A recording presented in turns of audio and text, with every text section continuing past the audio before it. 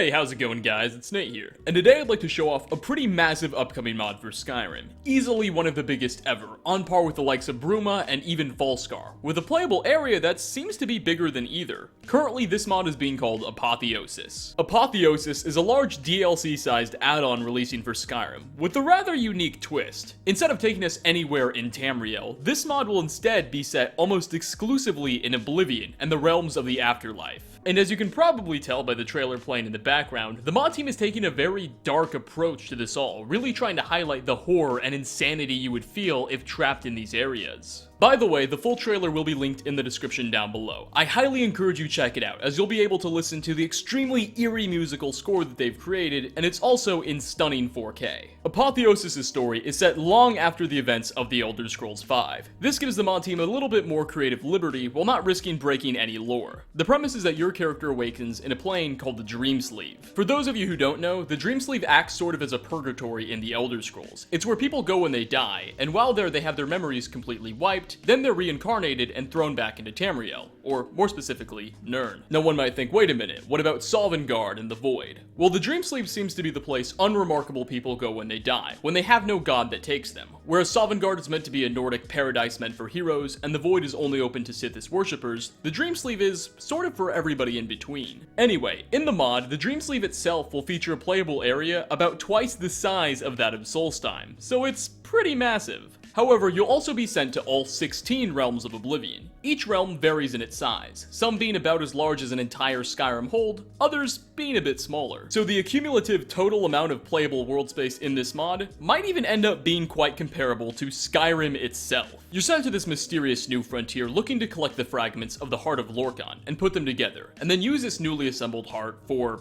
something. The mod authors don't want to spoil everything just yet. However, each fragment of this organ is guarded by one of the 16 realms of Oblivion. It is therefore left up to you to fight your way through each of the 16 realms, in whatever order you prefer, and pick up the pieces. Or completely ignore the main questline in general. The mod is also promising a plethora of side quests separated from the main plot. Just because you're in hell doesn't excuse you from assisting the other poor souls trapped in there with you. These realms are filled with interesting characters, unique locations such as ruined cities, even villages, and quite a bit more. Now at this point it would be completely rational to think, well, this all sounds great, but it also sounds pretty ambitious. How does the mod team realistically intend to finish these goals? Well, thankfully, most of the mod is already done. 13 of the 16 Oblivion realms have been completed, and the Dreamsleeve seems ready to go. All that's left aside from that is NPC and quest finalization, as well as QA testing. You see, this isn't a new project. Development began back in 2014, and they expect a 2018 launch, so the team has obviously taken their time here to craft an enjoyable, unique experience, worth being proud of. And it's that unique experience that really captivates me.